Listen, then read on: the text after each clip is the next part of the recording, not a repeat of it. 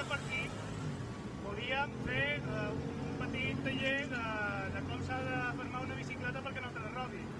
Moltes vegades veiem bicicletes de pintura de 300, 400, 500 euros, o fins i tot de 1.000, formats en una cosa així.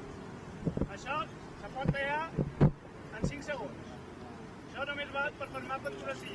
Per començar heu de pensar que una bicicleta moltes vegades té rodes que se poden treure de manera ràpida.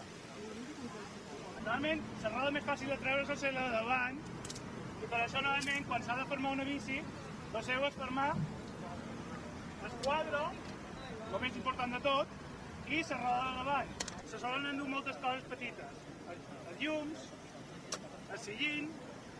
El sillín, per exemple, l'he format amb això, que encara que se pugui treure ràpidament, se pot trencar en segons, normalment no val la pena robar un sillín trencant això.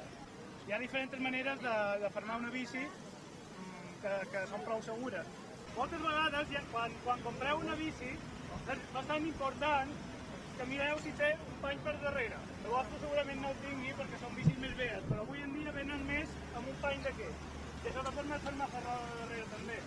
Si teniu una bici pròpia, aquí baix, és el número de bastidor. Cada bicicleta té un. És com una matrícula.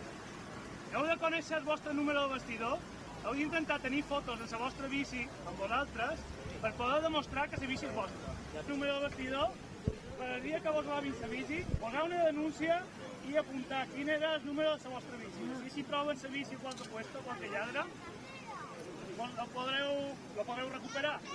L'Ajuntament no està prenent cap mesura de moment. Esperem que aprovi, per exemple, un registre voluntari de bicicletes i altres mesures que li hem proposat.